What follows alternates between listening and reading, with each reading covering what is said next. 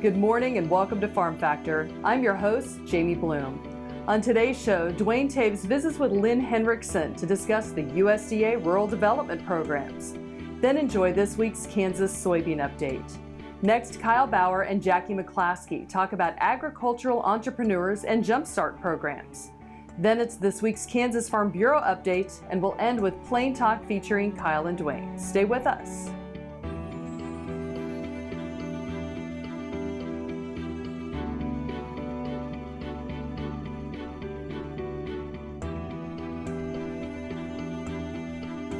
Closed captioning brought to you by Ag Promo Source. Together we grow. Learn more at agpromosource.com. This segment brought to you by Kansas Farm Bureau, the voice of agriculture. To join today or more information, go to kfb.org or find us on Facebook and Twitter. Welcome to Farm Factor. Let's join Dwayne Taves as he visits with Lynn Henriksen from USDA Rural Development. Dwayne Taves joining you once again here on Ag AM in Kansas, and an opportunity to catch up with Lynn Henriksen with USDA Rural Development. Lynn, we think about that program, pretty broad and encompassing, but boiling it down for those of us on the program and joining us today. Tell us a little bit about the mission of rural development. The mission of rural development is really to help in the communities out in rural Kansas and rural America. We really want to help with rural prosperity and making these places that people can grow and prosper.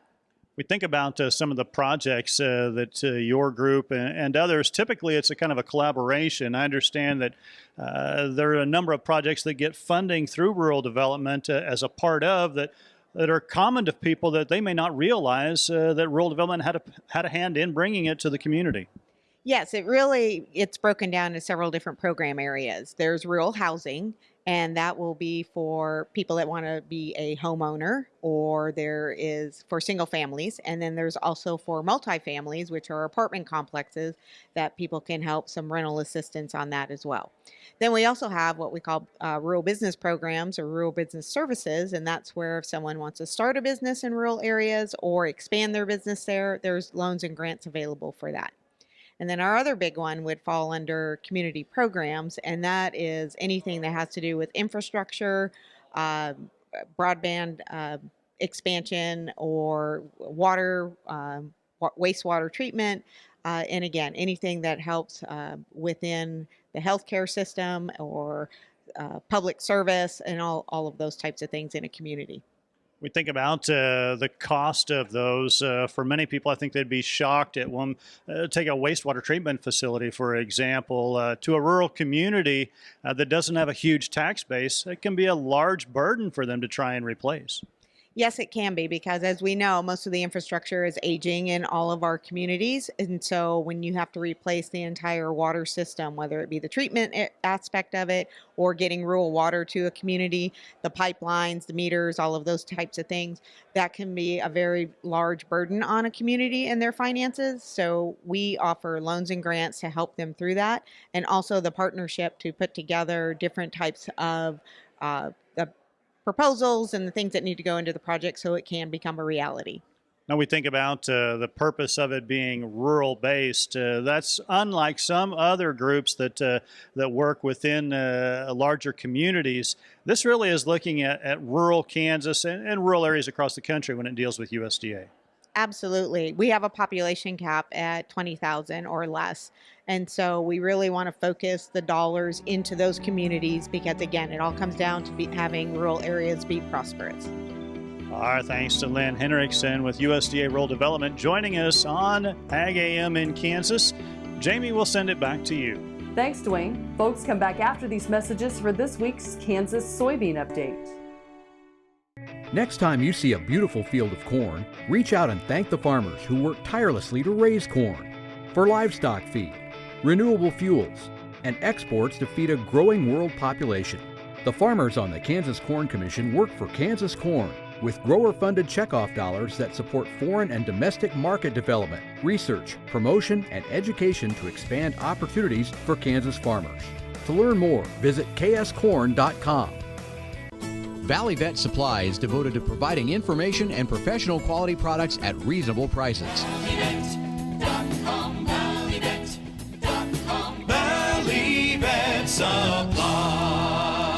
Kim Mandarin with Hardy Insurance. I'm here to help you with all of your farm and ranch needs. When it comes to protecting your operation and your family, you need a name you can trust at a price you can afford. Call me today or visit hardyaviationins.com. You don't have to be a farmer or rancher to become a Kansas Farm Bureau member. Anyone can join. As a member, you'll get discounts on things like hotels and entertainment, health and wellness services, cell phone plans, and more. You'll also strengthen the lives of your fellow Kansans and help build strong, prosperous communities through agriculture advocacy and education. Join us today. Visit kfb.org/join to learn more. This segment is brought to you by the Kansas Soybean Commission. The Soybean Checkoff. Progress powered by Kansas farmers. Welcome back to Farm Factor and the Kansas Soybean Update. This is the Kansas Soybean Update. It's brought to you by the Kansas Soybean Commission. The Soybean Checkoff, progress powered by Kansas farmers. Doug Shoup, who serves as the chairman of the Kansas Soybean Yield and Value Contest, joins us. And Doug, the deadline is coming up here pretty soon for any soybean producer who'd like to be a part of the Kansas Soybean Yield and Value Contest. We still have a few months, but as we start to look out at our bean crop this summer, and we're going to be in harvest before we know it. So we're starting to see a few beans turn around the state, so harvest is actually just around the corner. So it's a good time to start thinking about those fields that I want to enter into the Kansas Yield Contest. I know one of the big reasons why is to recognize outstanding soybean farmers, but there's a lot more that goes into this contest too. Yeah, that's right. I really enjoy the aspect of getting farmers together to try to share ideas and things that we can do to really boost the soybean yield and the quality of our product that we sell overseas. And this is a great little incentive to get guys to think about that more. What is the deadline for soybean producers to enter the contest? So everybody who grows a soybean crop is eligible to enter, and we just ask that you have all of your entries filled out and postmarked or delivered by at least December 1st. So we do have a few months here before the deadline approaches, but the best thing to do is to start planning ahead and start contacting our witnesses and letting them know, hey, I'm going to be interested in submitting a yield contest entry, so we'll try to figure out a way to work around their schedule. And will these be according to the reporting districts? We have 8 reporting districts, not necessarily aligning with the Kansas crop reporting districts, but we have 8 of our own districts that we divide the state up into based on historic rainfall, productivity of the soil, and just overall yield history for that particular region. Last year, it was an exciting year for Kansas soybean. We had our first 100-bushel yield winner from western Kansas. It was an excellent year out there. It was irrigated beans. We're excited to see the next 100-bushel yield winner. And if people want more information, can they go to the website? Exactly, kansassoybean.org, and you can find it, the yield contest entry forms and all the rules under the association tab, and you can also get a form to fill out for the quality contest as well. Doug, I appreciate your time. Thank you very much. All right, Greg, thanks for calling. That is Doug Shoup, who serves as the chair of the Kansas Soybean Yield and Value Contest. He's been our guest on the Kansas Soybean Update. It's brought to you by the Kansas Soybean Commission. The Soybean Checkoff, progress powered by Kansas farmers.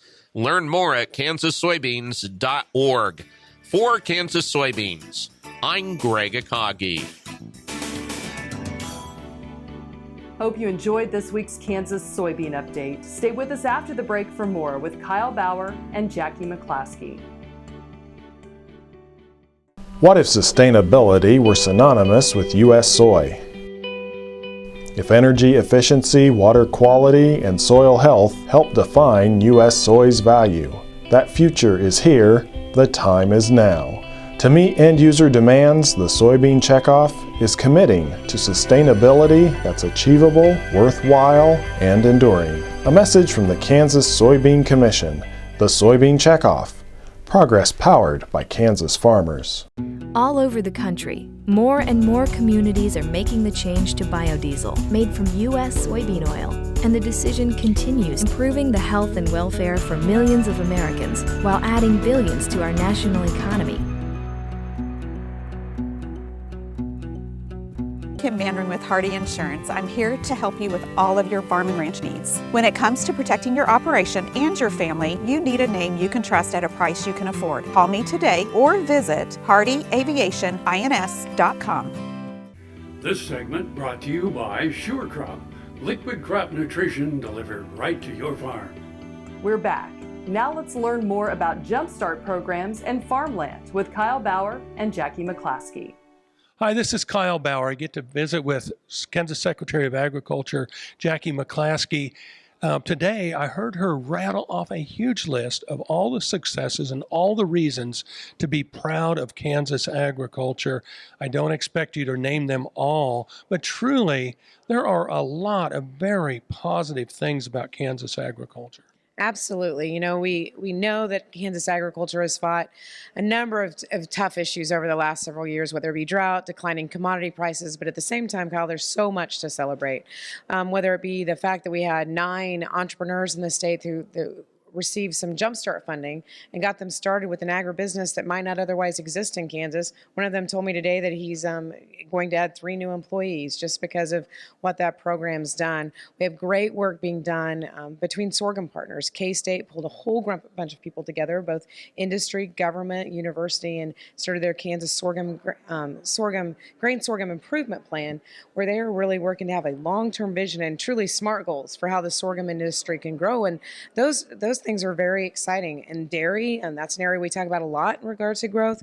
We have seen obviously the largest dairy processing facility of its type, owned by DFA out in Southwest Kansas, and just on a side note, just recently received the Sustainable Plant of the Year award. So not only is it creating jobs and buying product and adding value to agriculture in the state, it's also doing so in a very sustainable way. And at the same time, we have a couple of producers out there, one who's building one of the largest robotic dairies in the country, and the other who has just put in a 110-cow rotary, which is the largest of its kind in North America. So the dairy industry is growing, and lots of other great things happening, great accomplishments in the legislature. Our legislature has been very supportive of ag, to helping us change our poultry regulations so that we can be able to grow the poultry industry in Kansas, changing the truck weights on state highways to a 90,000 limit, all kinds of great things that are happening across the state.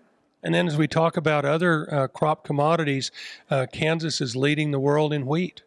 Absolutely. You know, you can never talk about agriculture in Kansas without talking about wheat. And the Kansas Wheat Innovation Center, one of the things they've done is do an expansion that has allowed them to serve the industry even better and created more opportunities for partnership and collaboration. You know, everybody thinks about wheat. What we sometimes don't think about is cotton. Cotton in Kansas last year was 177% higher in production than it was the year before. And we're going to have a brand new cotton gin coming online down in the next year in Moscow, Kansas. And your agency, as well as others, have led a number of trade delegations around the world. In fact, we have a delegation in Peru as we speak. We're always, it's sort of either who gets to draw the long straw or the short straw of who misses the Growth Summit to be on the international trip that always seems to happen during the same week. But I believe that this is either the 11th or 12th trade mission that we have had, where we have worked with folks to get out and get Kansas agricultural representatives, producers, businesses out to foreign countries and really create international trade partnerships. And then, of course, we're bringing people in all of the time and partnering with groups like International Grains Program, the Grain Sorghum Council, the Meat Export Federation, and others to really look at opportunities to partner and provide more opportunities for Kansas products. Well, and of course, Kansas is thought of as beef and wheat, but from your agency, you try to look at all areas of agriculture and promoting them all. Absolutely. Today, one of the things that we talked about is, successes in areas like specialty crop and specialty livestock. And in specialty livestock, especially, it's kind of interesting. K-State had an open position in the meat, goat, and sheep area. And I believe that it was the specialty livestock industry that really spoke up and told K-State, hey, this is important. And they heard that and filled that position. And that's important and very meaningful to that part of the industry. And the specialty crop world is really starting to identify ways to grow, like the development of their own association, so that they can have the type of impact on their policies that other groups like wheat and sorghum have had for years. Visiting with the Kansas Secretary of Agriculture, Jackie McClaskey. This is Kyle Bauer reporting. Back to you, Jamie. Thanks, Kyle. Come back after the break for this week's Kansas Farm Bureau update.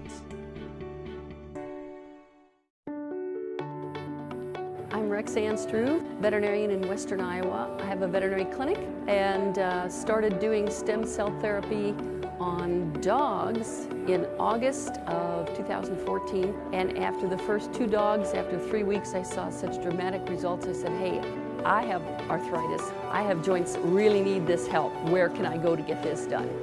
I had stem cell therapy done in November of 2014 on my finger joints, my hip, and the ball of my left foot, all of which I'd had real severe problems with. Saw a pretty dramatic improvement in a short amount of time. I would certainly recommend that somebody don't wait until I'm in the position that I was in with the damage already done to my joints. I encourage veterinarians to use it for their animals, and I encourage anybody who sees this video, if you have need, get in contact with these people because this is a phenomenal place to have this done.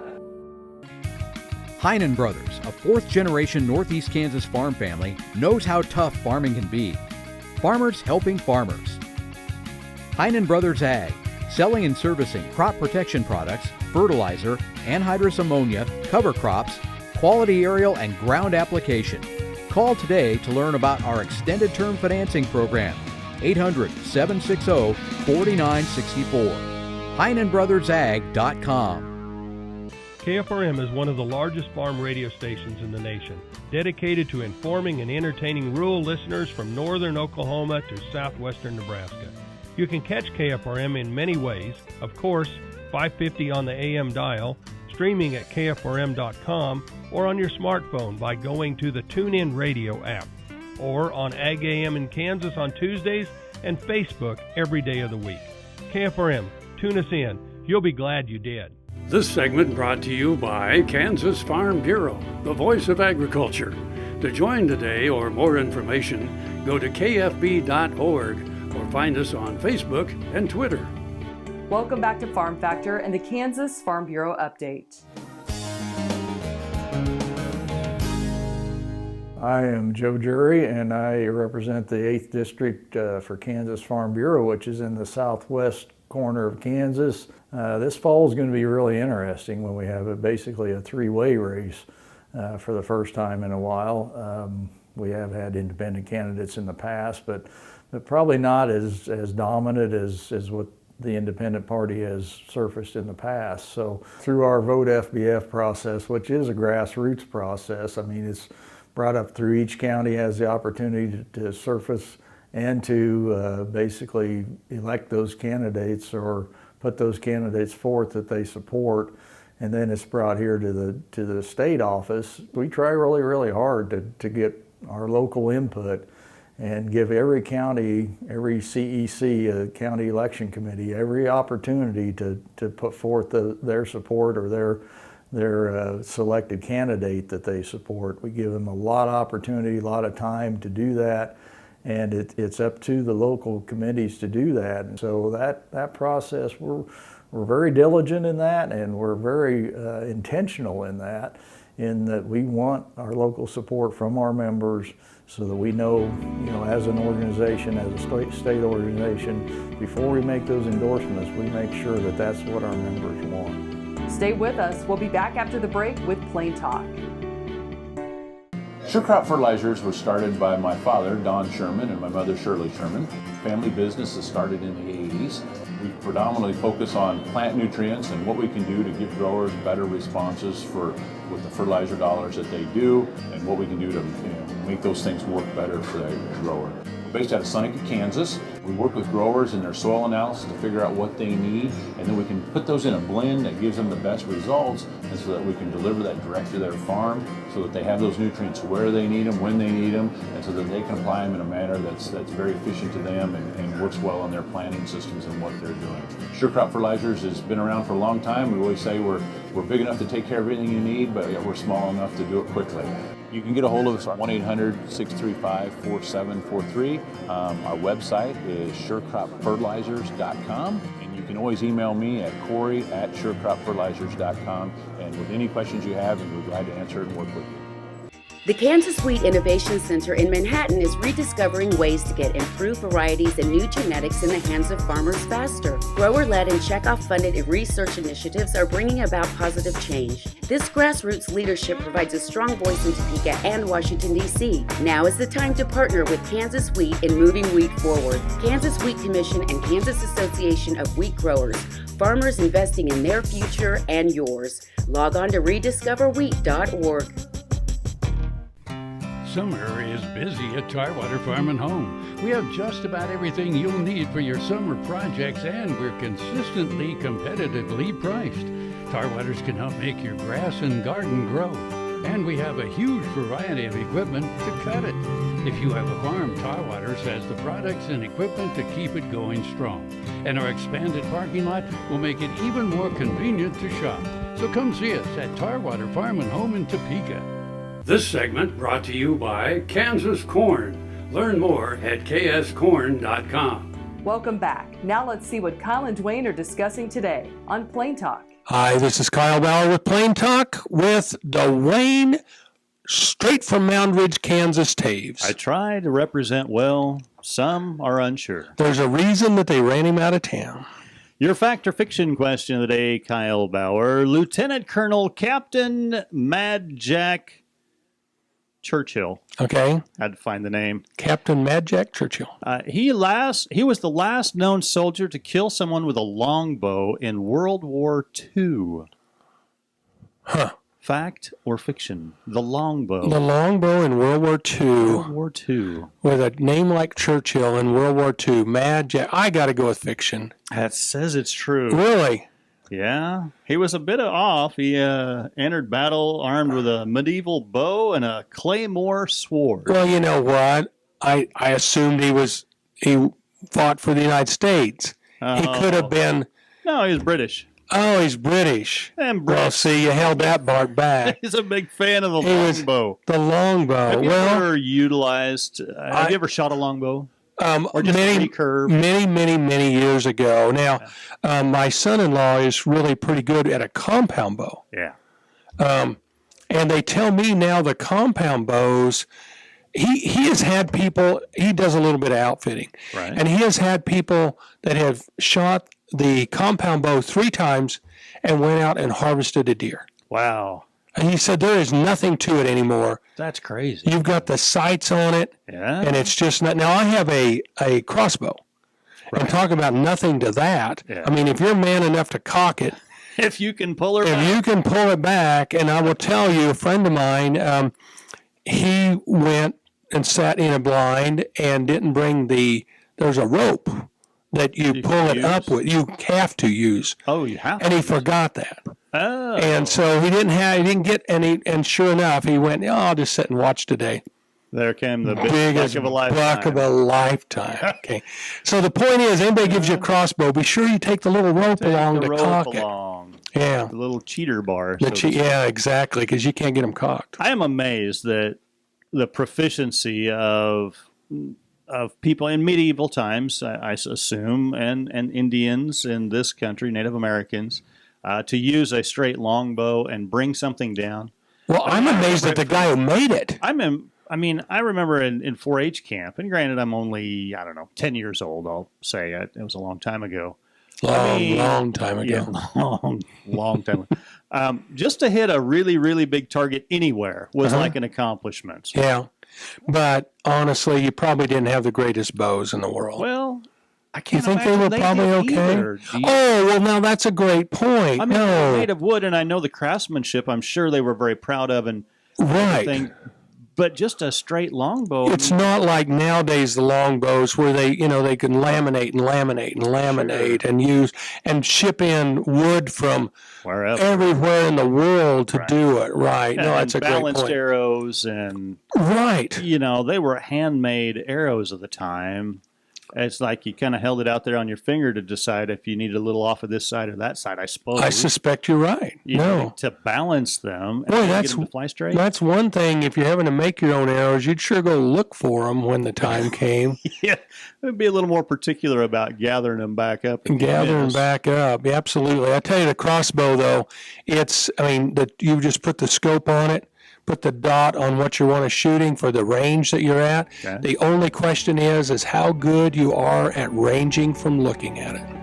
Thanks for joining us. I'm your host, Jamie Bloom, and I hope you enjoyed today's show. See you next week on Farm Factor.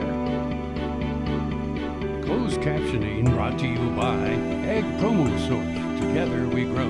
Learn more at agpromosource.com.